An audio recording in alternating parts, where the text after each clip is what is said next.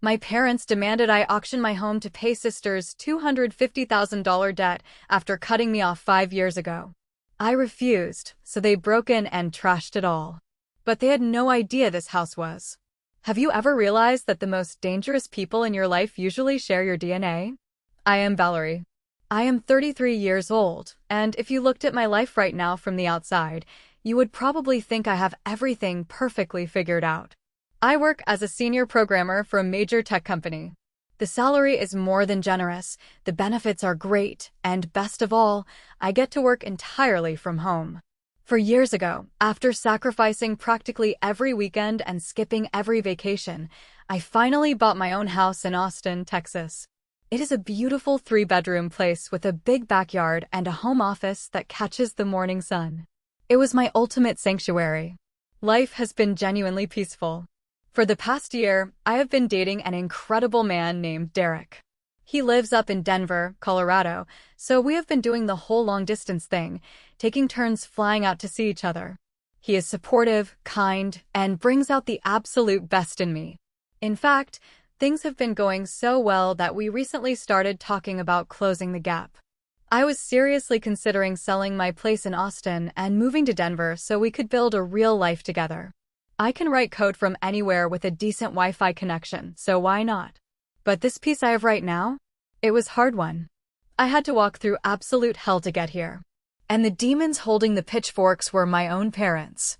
To understand how insane my life got over the last few months, you need to understand the golden rule of my family. Monica gets what Monica wants, and Valerie foots the bill. Monica is my older sister.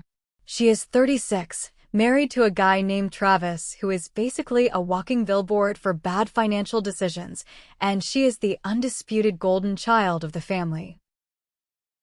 Growing up, the double standard was so obvious it was suffocating. If Monica wanted to go to a fancy private college, my parents, Cynthia and Richard, took out a second mortgage to pay for it. When I got accepted to a great state university, I was told I needed to figure out student loans because they were tapped out from helping my sister. When Monica got married, my parents paid for a massive, lavish wedding. If I ever got married, I already knew I would be paying for the catering myself. I was always expected to be the practical one, the quiet one, the one who didn't ask for anything and just stayed in the background. Meanwhile, Monica bounced from one disastrous career move to another, always landing safely on the financial safety net my parents happily held out for her. She opened a boutique clothing store that went bankrupt in 8 months. Who covered the losses? Mom and Dad. She tried to launch some bizarre wellness app that went nowhere. Who paid off the developers? Mom and Dad. They always made excuses for her. They would say things like, Monica is just a creative soul, or Monica has an entrepreneurial spirit that just needs the right backing. Meanwhile, I was just the boring computer nerd who saved her money and lived in a cheap rented apartment. I kept my head down, did my job, and quietly built a massive savings account. By the time I was 28, I had saved up over $120,000. I was so incredibly proud of that number. It represented years of skipped dinners out, driving an old beat-up sedan, and working endless overtime. That money was my ticket to buying a house outright, or at least putting down such a massive down payment that my mortgage would be basically nothing. I never bragged about my savings, but in a moment of stupid weakness during a phone call with my mother, I let it slip how close I was to my house buying goal and mentioned the amount. I should have literally bitten my own tongue off. In my family, having money meant you were automatically drafted into the Monica bailout fund. I thought buying my own house was going to be my ultimate escape from their shadow. I did not know it was going to put a massive, glowing target right on my back. 5 years ago, before I moved to Austin and bought my house, I was living in Dallas, just a few miles away from my parents. Even though I knew the family dynamic was toxic, I still played the role of the dutiful daughter. Every Saturday night, I would go over to their house for family dinner. It was a tradition. I usually dreaded it, but you know how it is. You just keep telling yourself that family is family. One particular Saturday evening, I pulled into their driveway and noticed Travis's flashy sports car parked out front. Great, I thought to myself. Monica and Travis are here. That usually meant one of two things. They were either here to brag about something they bought on credit, or they were here to ask for money. As soon as I walked through the front door, the smell of my mom's famous roast beef hit me, but the atmosphere in the living room was thick with this weird, nervous energy. My mom, Cynthia, had this incredibly wide, artificial smile plastered on her face. My dad, Richard, was sitting in his recliner, leaning forward, looking uncharacteristically serious. Monica and Travis were sitting together on the sofa, clutching some printed-out documents. I said a cautious hello, took off my coat, and sat down in the armchair across from them. I didn't even get a chance to ask how everyone's week was before my mother clapped her hands together. "Valerie, honey, we are so glad you are here," my mom started, her voice dripping with that fake sweetness she only used when she wanted something. "Monica and Travis have some incredibly exciting news to share with the family, and we want you to be a part of it." I looked at my sister. Monica practically bounced in her seat. She held up the papers in her hand. "Travis and I are starting a new business," she announced proudly. "It is a high-end luxury event planning service. We have all the market research, we have the branding, we have everything perfectly mapped out. This is going to be the one, Val. We are going to make millions." I forced a polite smile. "That sounds nice, Monica. Good luck with it." The room went dead silent. The polite smile on my mother's face slipped just a fraction of an inch. Monica exchanged a heavy look with Travis. "Well," Travis said, clearing his throat and leaning forward, "we are actually looking for seed investors. We know you have been doing really well at your tech job, Valerie. Your mom mentioned you have about $120,000 saved up just sitting in a bank account doing nothing." My stomach instantly tied itself into a freezing cold knot. I shot a glaring look at my mother, who completely avoided my eyes. Monica chimed in, her tone shifting from excited to manipulative. "We only need the $120,000 to secure the office space and run our initial marketing campaign. If you give us the money now, we will make you a silent partner. In 2 years, we will double your investment. We will give you back $240,000. It is a guaranteed win." I stared at them. I actually let out a short, bitter laugh because I thought it was a joke. But nobody was laughing with me. "You want my life savings," I said slowly, making sure I was hearing them right. "You want the money I have been saving for 5 years to buy a house, to fund another one of your business ideas?" "It is not an idea, it is a solid business plan," Monica snapped, her face flushing red. "Monica," I said, dropping the polite act entirely. "You opened a boutique that crashed in under a year. You tried to build an app that never even launched. You have zero experience in luxury event planning. I am not giving you my house money so you can play CEO for another 6 months before going bankrupt."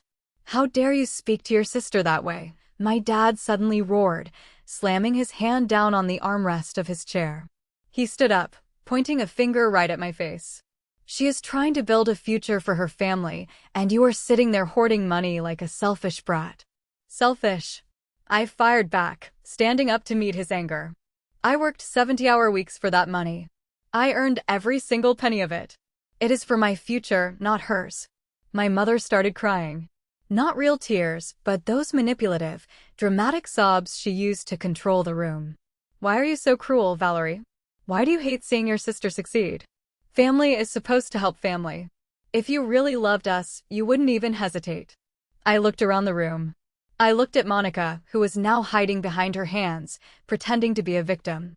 I looked at Travis, who looked annoyed that his cash cow was fighting back. And I looked at the 2 people who were supposed to protect me, who were now demanding I hand over my entire life's work. I waited for my parents to calm down. I waited for them to realize how insane they sounded. Instead, my father looked at me with cold, dead eyes and delivered an ultimatum that would freeze my blood. "You listen to me right now," my father growled, his voice dropping to a terrifyingly calm level. "You will transfer that $120,000 to your sister's business account by Monday morning. If you refuse to help your own flesh and blood, then you are no daughter of mine. You can pack up your coat, walk out that door, and never come back." The silence in the living room was deafening. Even Monica stopped her fake crying to see what I would do. My mother just stared at me, her chin raised, fully expecting me to cave. They had trained me my whole life to surrender to their demands to keep the peace. They fully expected me to write the check. I looked at my father. I looked at the man who had never once attended my college graduation, but who was now willing to throw me out into the street to fund his favorite child's delusions. "Keep your roast beef," I said. I grabbed my coat off the back of the chair. I didn't yell. I didn't cry. I was shaking, but not from fear. I was shaking from absolute, pure rage. "You are making a huge mistake, Valerie," my mother hissed as I walked toward the front door. "You walk out that door, and you are dead to us. We will cut you off completely. You can't cut off someone who has been paying her own way since she was 18, I shot back, turning the doorknob. "Have fun funding the event planning business, Dad. Let me know how that works out for you." I slammed the door behind me, got into my beat-up sedan, and drove away. That night, I didn't sleep. The pain of being disowned by your own parents is a very specific type of agony. It feels like a physical weight sitting on your chest. But by the time the sun came up on Sunday morning, the grief had burned away, leaving behind a cold, hard determination. I initiated what I now call the ghost protocol. I went to my cell phone provider and changed my phone number. I closed out the email address they all had and created a new one. I locked down all my social media accounts and blocked every single person associated with them, including extended family members who might try to play peacekeeper. When my lease in Dallas was up 2 months later, I packed everything I owned into a rental truck and moved 3 hours south to Austin. I bought my house. I got promoted at work. I met Derek. I built a beautiful, peaceful life entirely on my own terms. For 5 solid years, I didn't hear a single word from Cynthia, Richard, or Monica. Honestly, I thought they had completely forgotten I existed. I thought I was free. Then came a random Tuesday night, exactly 5 years after that explosive dinner. I was sitting in my home office in Austin, wrapping up some code, when my computer chimed. It was an email notification. I usually keep my old, original email account logged in on a background tab just in case some old software license renewal gets sent there. I clicked over to the tab, and my stomach instantly dropped through the floor. The sender name was Cynthia Morrison, my mother. The subject line read, in all capital letters, "Urgent, life or death emergency. Please read." I sat there staring at the screen for what felt like hours. Part of me screamed to delete it. "Do not open the door, Valerie. Leave the ghosts in the past." But they knew me too well. They knew that despite everything they had done to me, I wasn't a monster. The words life or death triggered a deeply ingrained panic. What if my dad had suffered a massive heart attack? What if they had been in a horrible car crash? If someone was literally dying, I would never forgive myself if I ignored it. My hands were shaking as I clicked open the message. It was short, frantic, and vague. "Valerie, we know you hate us, but please, we are begging you. We are in terrible danger. It is about your sister. She is in serious trouble and people are threatening us. Please come to the house in Dallas this weekend. We have no one else to turn to. Mom." I read it 4 times. There was no mention of a hospital. No mention of an illness. Just trouble and threats. It reeked of manipulation. But the nagging voice in the back of my head whispered, what if it's real? What if Monica got involved with some very bad people? Part of me wanted to drag that email straight to the trash. But a smaller, weaker part of me clicked reply and typed a single sentence. "I will be there on Saturday at noon." It was the biggest mistake of my life. I barely slept for the rest of the week. Derek could tell I was a nervous wreck over our FaceTime calls. He offered to fly down from Denver and go with me, but I told him no. I needed to handle this myself.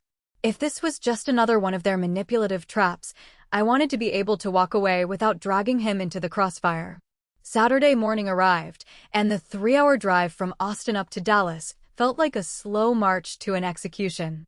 My knuckles were white on the steering wheel the entire time. I kept running through endless catastrophic scenarios in my head. Had Monica gotten mixed up in a drug cartel? Was Travis gambling with the mob? What kind of dangerous people threaten a family living in the quiet suburbs of North Texas? As I pulled off the highway and navigated the familiar streets of my old hometown, a wave of nausea washed over me. Everything looked exactly the same, yet entirely foreign.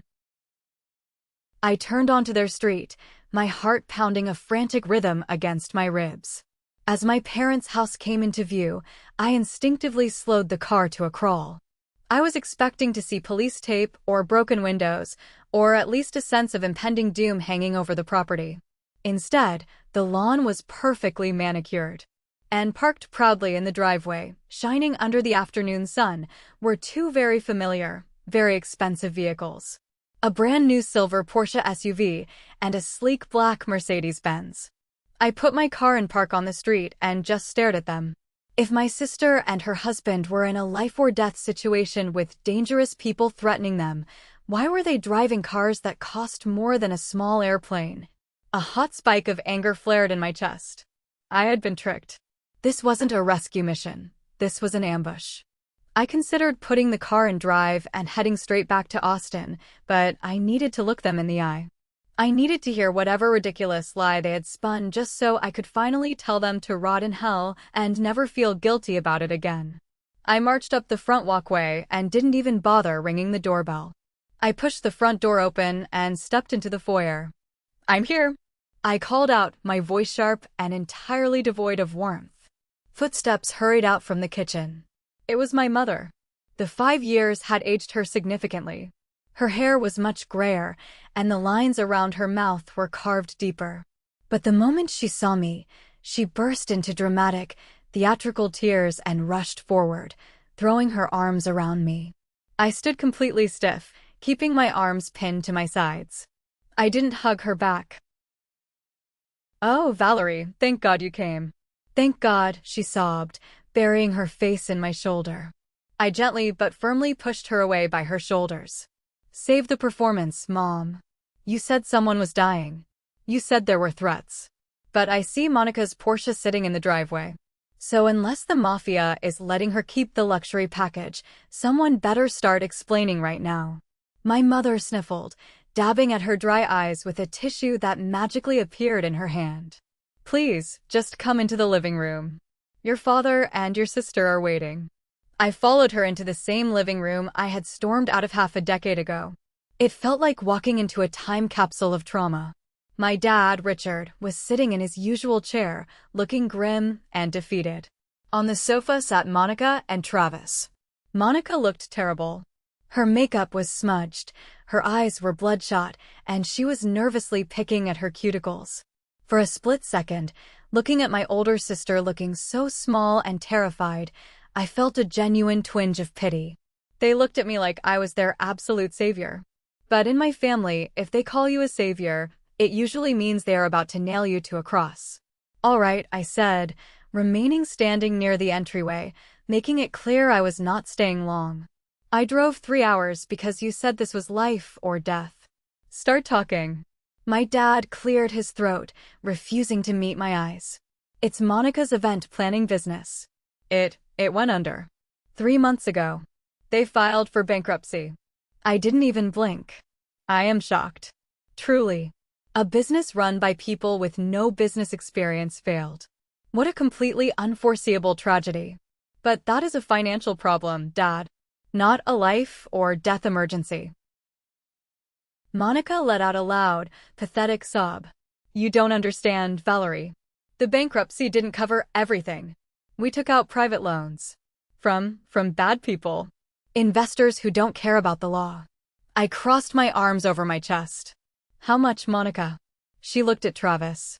Travis looked at the floor. "How much money do you owe these phantom mobsters?" I demanded, my voice rising. Monica buried her face in her hands. $250,000. The number hung in the air like a lead balloon. $250,000. $250,000. Are you completely insane?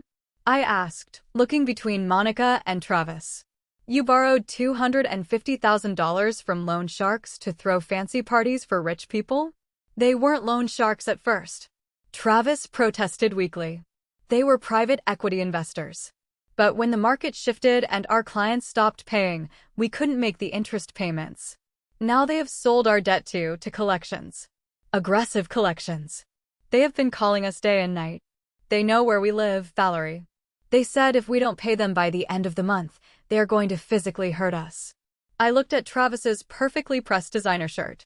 I looked out the front window at the gleaming cars. If people are threatening to break your legs, I said slowly, emphasizing every word, why are you still driving a Porsche and a Mercedes? Sell the cars, Travis. That is easily $100,000 right there. Liquidate your assets. We can't sell the cars. Monica shrieked, suddenly defensive. We need them for our image. We are trying to start a consulting firm now. If we show up to client meetings in a used Honda, nobody will take us seriously. I stared at her, utterly bewildered by the sheer audacity of her stupidity. You are in $250,000 of debt to dangerous criminals, and you are worried about your brand image? I turned to my parents. And you guys dragged me all the way up here for this? Go to the police. Call the FBI. This isn't my problem. The police can't do anything until a crime is committed, my dad yelled, finally finding his aggressive voice again. These people operate in the shadows, Valerie. They are going to hurt your sister. I felt a twinge of pity. I really did. I wouldn't wish physical harm on anyone, not even the sister who had made my childhood miserable. I was about to suggest a good bankruptcy lawyer I knew in Austin, right up until I noticed something sitting on the entryway console table. It was a stack of mail. My parents always kept their mail neatly sorted. But sitting right on top was a thick envelope with a bright red warning label stamped across the front. From where I was standing, I could clearly read the bold text printed through the window of the envelope, Notice of Intent to Foreclose. My brain completely stalled. Foreclose? My parents had paid off this house 10 years ago. They had a mortgage burning party when I was in college. Why would they be getting a foreclosure notice? I walked over to the table and picked up the envelope before my mother could stop me. Valerie, put that down, that is private mail, my mom gasped, lunging forward to grab it. I stepped back, holding it out of her reach. Notice of intent to foreclose, Mom? Why is the bank threatening to take your house? The room went entirely silent again. The kind of silence that happens right before a bomb detonates. Travis looked sick. Monica was staring a hole into the carpet. My dad slumped back in his chair, suddenly looking like an 80-year-old man. Because we co-signed, he whispered. You did what? I asked, the pieces finally clicking together in my brain in the most horrifying way possible. The private investors wouldn't give Monica and Travis the $250,000 without collateral, my mother cried, burying her face in her hands. So we put the house up. We put the deed up as collateral. We thought they were going to be successful, Valerie. They promised us the business was foolproof. I dropped the envelope back onto the table like it was on fire. The overwhelming sense of betrayal was suffocating. They weren't just trying to save Monica from some imaginary mobsters. They were trying to save their own skin. My parents had gambled their retirement, their home, their entire financial future on my sister's delusions, and they had lost everything. And now, they were looking at me. So, I said, my voice dangerously quiet. Let me get this straight. You co-signed a massive loan for her, she defaulted, and now the bank is taking your house. There are no loan sharks, are there? There are no dangerous men threatening to break her legs. It's just the bank. The bank is going to evict you. Monica didn't deny it. She just kept crying. They had lied to get me here.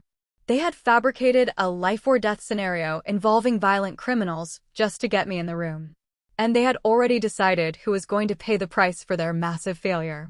Okay, I said, throwing my hands up in the air. You lied to me. You made up a story about mobsters to play on my guilt. You guys made a monumentally stupid financial decision, and now you are facing the consequences. I am sorry you are going to lose your house, Mom. Truly. But I don't know what you expect me to do about it. My mother stopped crying instantly. She lowered her hands, looked me dead in the eye, and dropped the bomb she had been holding onto since I walked in.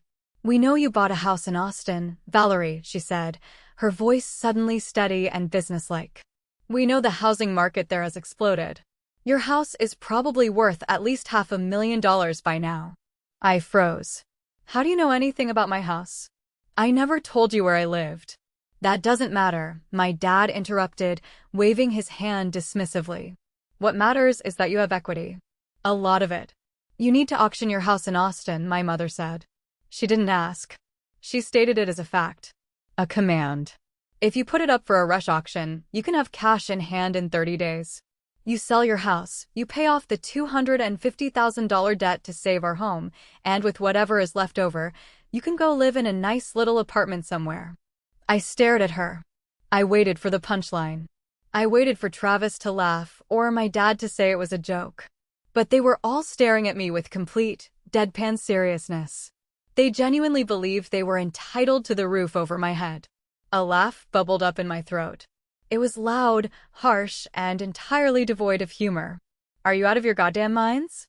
Valerie, listen to reason, my dad said, using his authoritative dad voice. You are 33. You are single. You don't need a big house all to yourself. We are old. If the bank takes this house, your mother and I will be out on the street.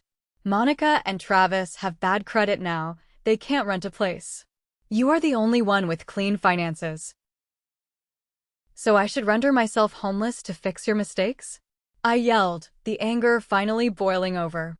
You want me to sell the house I worked 70 hours a week to buy, the house I bought all by myself because you people cut me off, so I can pay off your $250,000 debt? Family is supposed to help family. Monica screamed from the couch, pointing an accusing finger at me. Mom and Dad are going to be homeless because of me. You have to help them. You have all that equity just sitting there. I am not family. I screamed back, pointing right at my father. Remember? 5 years ago, in this exact room, you told me I was no daughter of yours.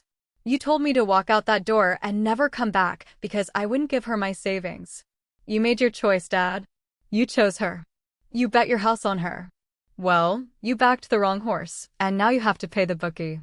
How can you be so incredibly selfish? My mother wailed, stepping toward me. We gave you life. We raised you. You owe us. I owe you nothing. I fired back, backing away toward the front door. I built my life from scratch because you threw me away.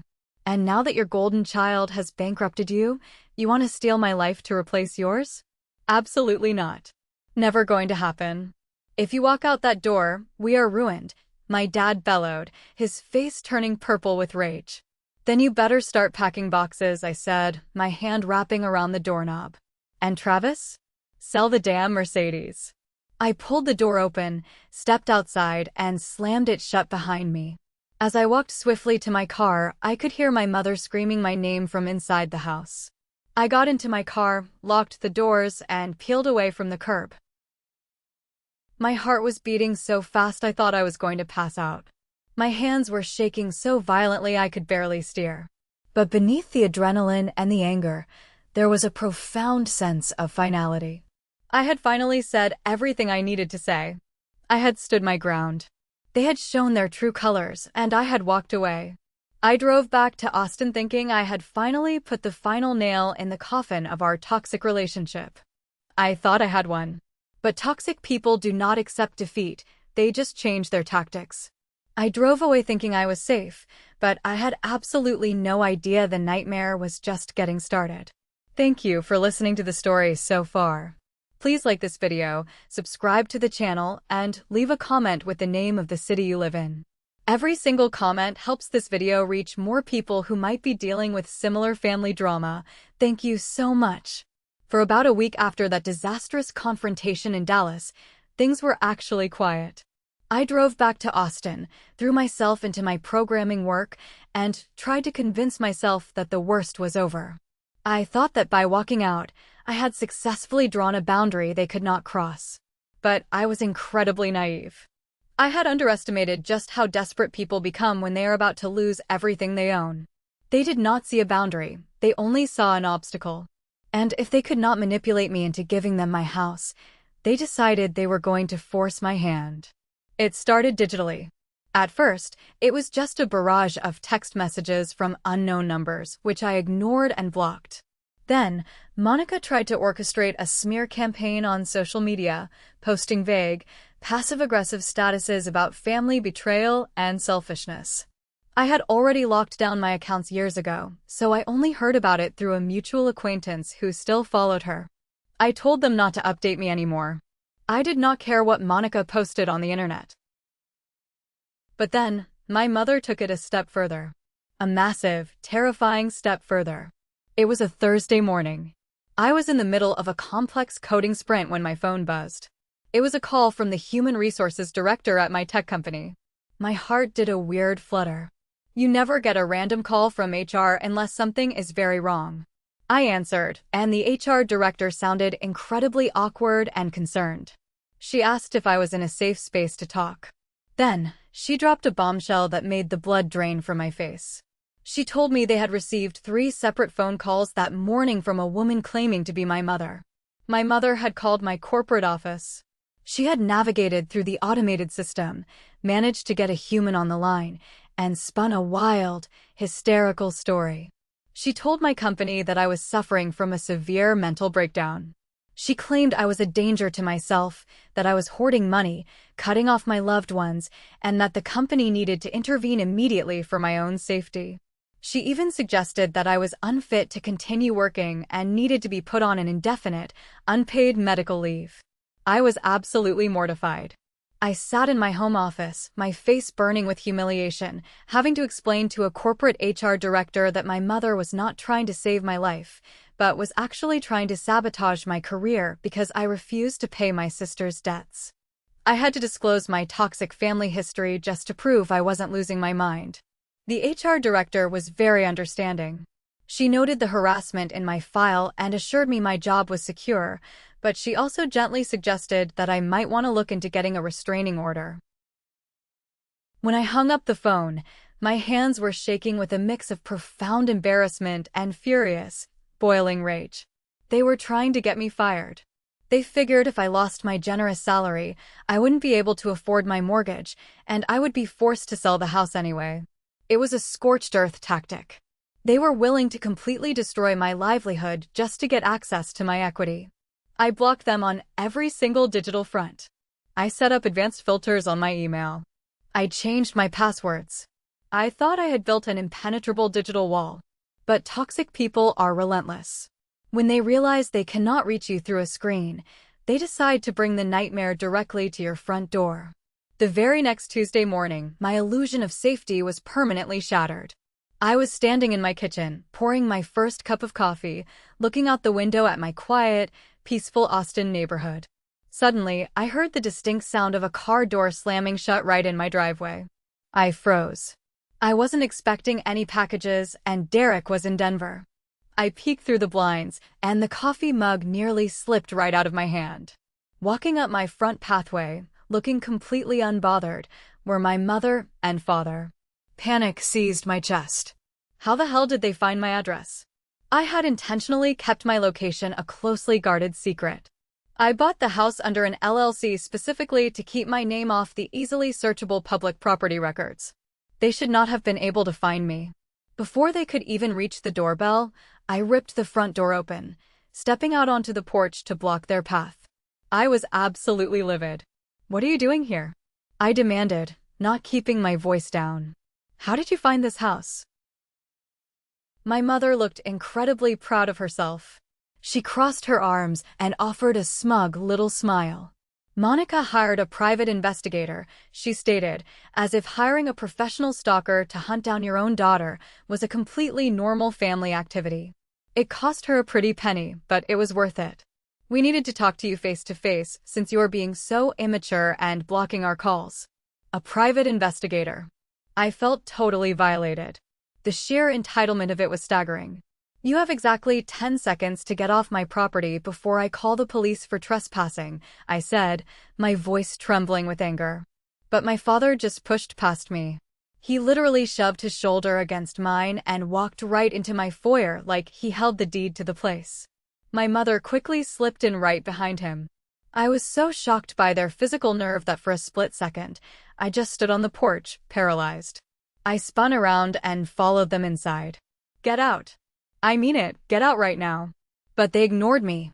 My father was already walking around my living room, running his hand over my leather sofa, examining the size of the television, looking up at the vaulted ceilings. I could literally see the calculator running behind his eyes. He was appraising my home. He was figuring out exactly how much my safe haven was worth to him. "This is a very nice place, Valerie," my dad said, completely ignoring my demands for them to leave. "A lot of square footage for one single woman. It is entirely unnecessary. Look at all this space. If you sold this right now in this market, you could easily pay off Monica's debt, save our house, and still have plenty left over for a nice condominium." "I am not selling my house to fix your mistakes," I yelled. My mother turned to me, her eyes filling with those familiar, manipulative tears. "Valerie, please. The bank is going to take our home. Monica is terrified. The men she owes money to called her yesterday. They know where she lives. They said if they do not get their $250,000 by the end of the month, something terrible is going to happen to her. Do you really want your sister's blood on your hands?" "Her blood is not on my hands. It is on hers, and it is on yours for enabling her," I shouted back. "We are not leaving this house until you agree to call a realtor," my mother said, sitting down heavily on my sofa, crossing her legs as if she was settling in for a long stay. I pulled my cell phone out of my pocket and dialed 911. I didn't hesitate. I put the phone to my ear. My father rushed forward and tried to grab my arm, but I violently yanked it away. "Do not touch me," I screamed. "I am calling the cops right now. You are trespassing." They could tell I was not bluffing. The operator answered, and as soon as I started giving my address, my father grabbed my mother's arm and hauled her off the sofa. "Fine," he spat, his face red with fury. "We are leaving. But this is not over, Valerie. Family is supposed to stick together. If you abandon us, if you let us lose our home, you are going to regret it. We will make sure you face the consequences for what you are doing to us." They stormed out, slamming my front door so hard the framed pictures on the wall rattled. I locked the deadbolt, slid the chain into place, and sank down onto the floor, my heart hammering in my ears. His final words sent a freezing chill down my spine. "We will make sure you face the consequences." I knew, with absolute certainty, that they were not going to stop. I could not just lock my doors and hope for the best anymore. They had breached my sanctuary. I needed to disappear. I sat on the floor of my foyer for a long time, trying to slow my breathing. Then I picked up my phone and called Derek. When he answered and heard the panic in my voice, he immediately asked if he needed to get on a plane. I explained everything. The private investigator, the HR phone calls, the break-in, the threats. Derek was furious, but more than that, he was fiercely protective. "Valerie, you cannot stay there," he said, his voice firm and steady. "They are completely unhinged. If they are willing to hire a PI and threaten you in your own living room, they are capable of anything. Come to Denver. Come right now. You can work from my place. We were already talking about you moving here anyway. Let's just accelerate the timeline." He was right. I needed to get out of Texas. But I could not just leave a vacant house sitting there. It would take months to sell it traditionally on the open market, with showings and inspections and closing periods. Months where my parents could come back, vandalize the property, or harass the real estate agents. I needed a clean break, and I needed it instantly. I hung up with Derek and immediately started researching corporate cash buyers. You know those companies that advertise, "We buy houses for cash"? Usually, they are for desperate people facing foreclosure, and they give you terrible lowball offers. But in a hot market like Austin, there were legitimate corporate investors who bought premium houses for cash to flip or rent, closing the deal in a matter of days. I called one of the biggest investment firms in the city. I explained that I had a pristine, move-in-ready home, but I needed to sell it immediately due to a family emergency. I told them I was willing to take a 10% discount off the current market value if they could close the deal and hand me the cash in 5 days. When you offer a corporate flipper a 10% discount on a premium property, they move with terrifying speed. They sent an appraiser out that very afternoon. By the next morning, I had a binding cash offer in my inbox. I signed the paperwork digitally. I did not care about the money I was leaving on the table. You cannot put a price tag on your own personal safety and peace of mind. The next 3 days were a blur of absolute, paranoid chaos. I did not want to hire a local moving company because I was terrified my parents or their private investigator might be watching the house. Instead, Derek flew down to Austin. Under the cover of darkness, at 2 o'clock in the morning, we rented a massive U-Haul truck. We packed my entire life into that truck in the middle of the night. We moved silently, carrying boxes and furniture out the back door so no one driving by would see the activity. Every time a car drove down my street, my heart stopped, expecting to see my father's face behind the wheel. By Sunday morning, the house was completely empty. The cash transaction closed on Monday. The money was wired securely into a brand new bank account that my family knew absolutely nothing about. As Derek and I climbed into the cab of the U-Haul to begin the long drive up to Colorado, I looked back at the house one last time. I had loved that place. It was the first thing I had ever truly owned. But as we pulled out of the driveway and headed toward the highway, I did not feel sad. I felt a massive, suffocating weight lift off my chest. I was officially a ghost again. I had vanished into thin air, leaving no forwarding address, no property records, nothing. I thought I had completely outsmarted them. I thought I was 1,000 miles away from the fallout. But back in Texas, my parents were gearing up for a revenge mission. And they were about to walk, completely blindfolded, right into a massive trap I didn't even know I had set. Living with Derek in Denver was exactly the medicine my soul needed. We settled into a wonderful, quiet routine. The mountains were beautiful, the air was crisp, and most importantly, I felt completely safe. A whole month went by without a single whisper of drama.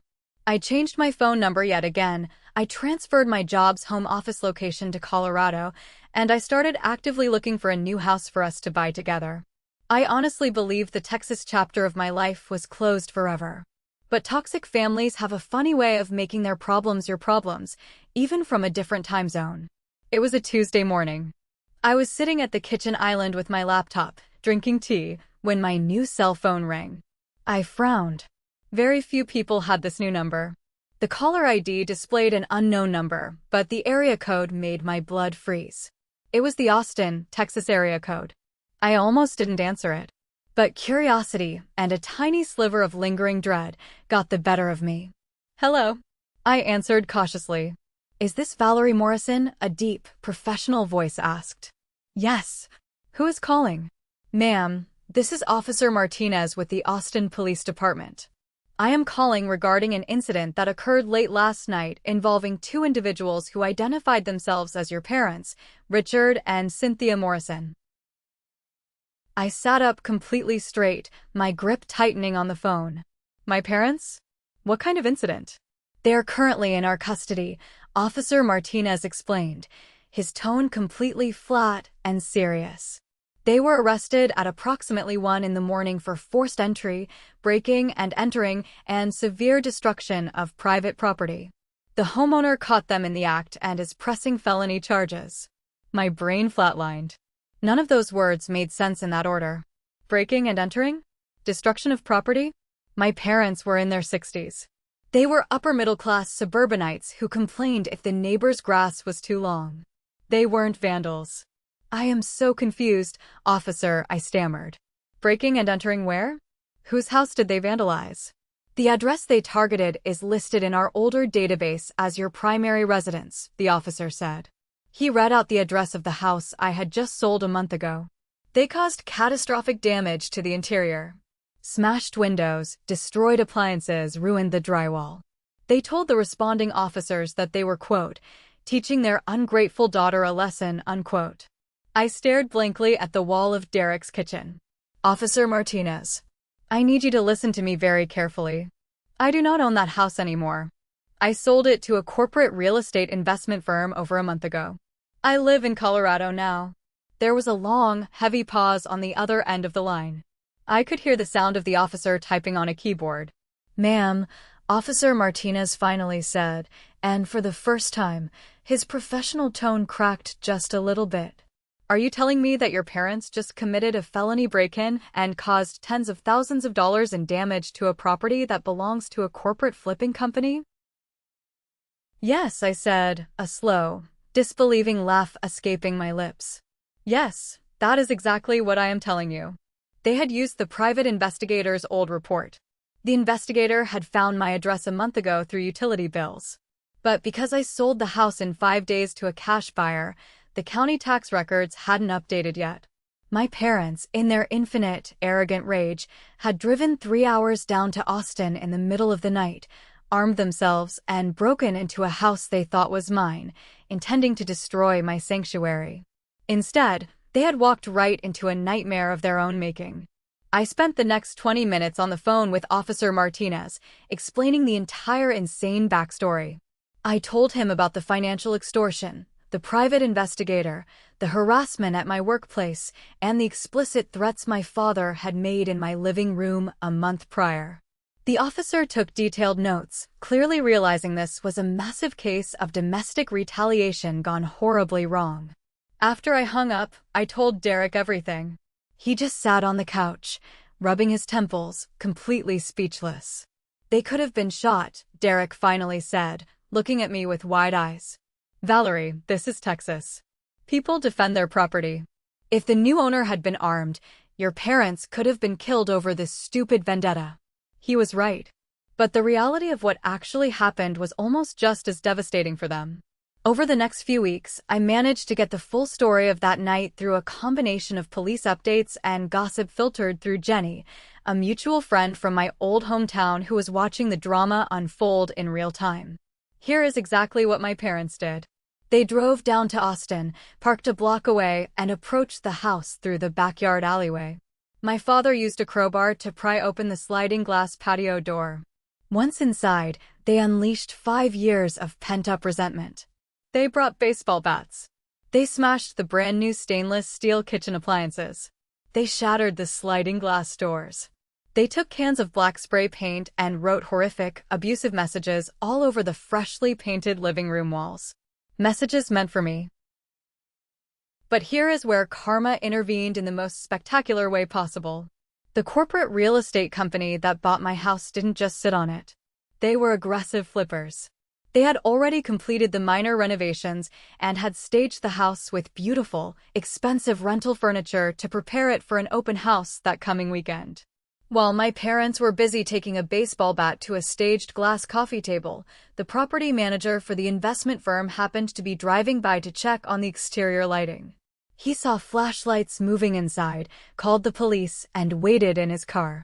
My parents were caught red-handed, covered in paint dust, holding weapons, standing in the middle of $40,000 worth of sheer destruction. Because they thought they were destroying my property, they proudly confessed on the spot. They told the cops I deserved it for abandoning my family. They literally handed the police a recorded confession of premeditated vandalism and breaking and entering.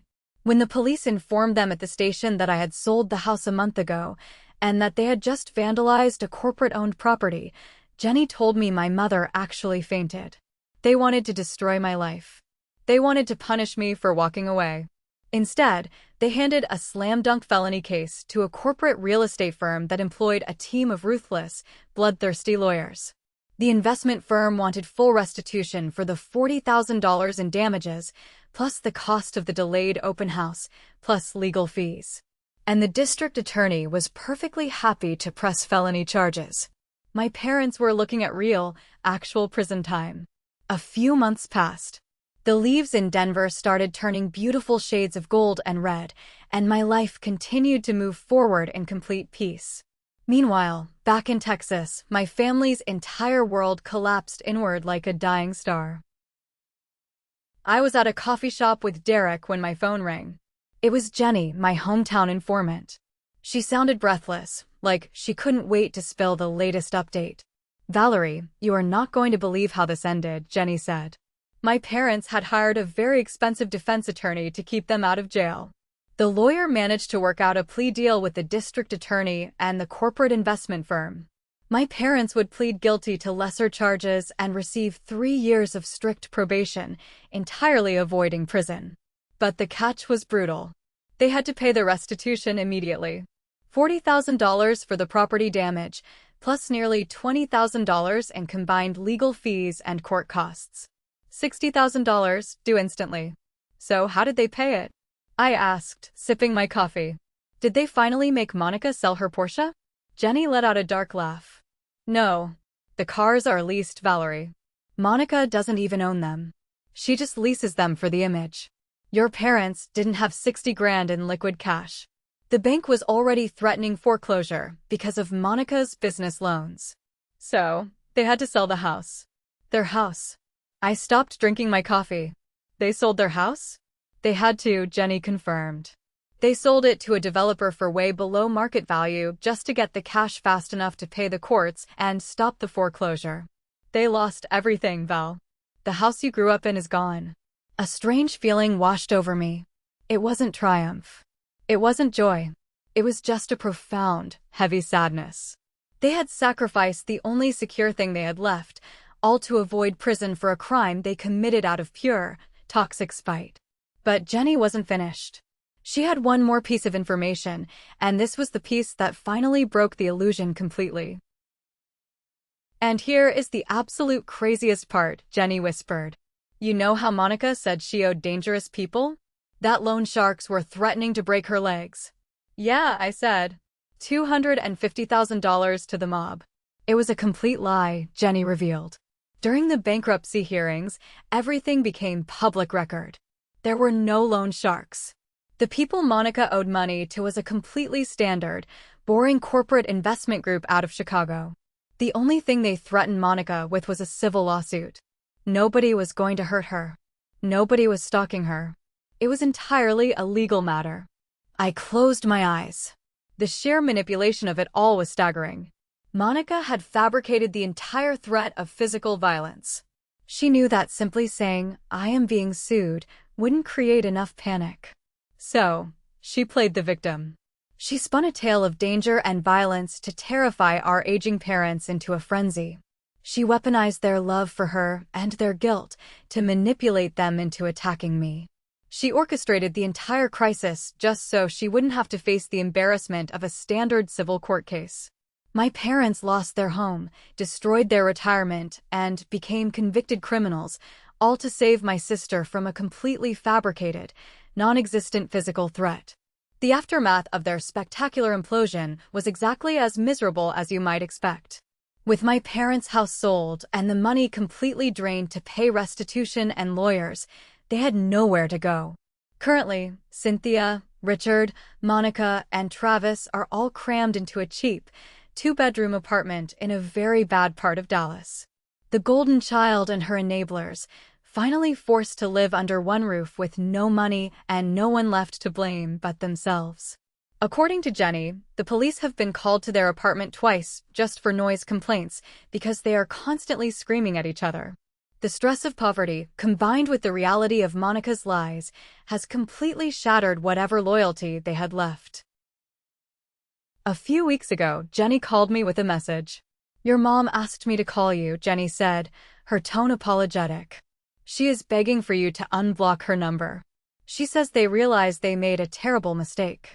She says they know Monica lied to them, and they are so sorry for how they treated you. She wants to apologize and try to rebuild the family." I stood by the window in my Denver home, looking out at the snow-capped mountains in the distance. The view was beautiful. My life was beautiful. "Jenny," I said softly, "please tell my mother no. Just no. Just no. Tell her that family doesn't demand you bankrupt yourself. Family doesn't hire a private investigator to stalk you. Family doesn't break into a house with baseball bats to destroy your life just because you set a boundary. They aren't sorry they did it. They're only sorry they got caught, and they are only reaching out now because they are broke and they know I still have money." I took a deep breath, feeling lighter than I had in my entire life. "I am cutting the rot out, Jenny. Tell them the door is closed, bolted, and bricked over. Forever." I hung up the phone. I didn't feel guilty. For the first time in 33 years, I didn't feel the crushing weight of their expectations. I had applied the ultimate stoic counterattack, absolute, unbreakable silence. I removed my energy from their chaos, and in doing so, I took all my power back. That evening, Derek came home from work. He found me sitting in the living room, reading a book, a soft fire crackling in the fireplace. He walked over, took the book gently out of my hands, and pulled me up to stand in front of him. He didn't say a word at first. He just looked at me with this incredibly warm, loving expression. Then he reached into his jacket pocket, pulled out a small velvet box, and got down on one knee right there on our living room rug. "Valerie," he said, his eyes shining. "You have been through absolute hell, and you handled it with more grace and strength than anyone I have ever known. I want to spend the rest of my life making sure your home is always a sanctuary. Will you marry me?" I started crying. But this time, they weren't tears of frustration or grief. They were the happiest tears I had ever shed. "Yes," I managed to whisper, pulling him up into a hug. "Absolutely yes. We are officially engaged. We are closing on a beautiful new house here in Colorado next month, a house we bought together. I am thriving at my job, I have an amazing partner, and I sleep perfectly soundly every single night. Sometimes, when the house is quiet, I think about that cramped 2-bedroom apartment in Texas. I think about my parents, dealing with the fallout of a felony record in their 60s. I think about Monica, finally having to live in the reality she created. But I never let myself feel responsible for it. They made their choices. They chose manipulation over honesty. They chose violence over boundaries. And they chose the golden child over me. I just chose to walk away and let them face the consequences of their own actions. So, let me ask you this. After everything they did, the emotional extortion, the stalking, the lies, the destruction, and the felony break-in, my parents are still using mutual friends to beg for a second chance. They claim that family is family and that they have suffered enough for their mistakes. Should I accept their apology and crack the door open, or am I completely justified in keeping the deadbolt locked forever? Let me know your verdict in the comments below. Thanks for watching. If you haven't subscribed yet, hit that button and turn on notifications so you never miss another story. See you in the next one.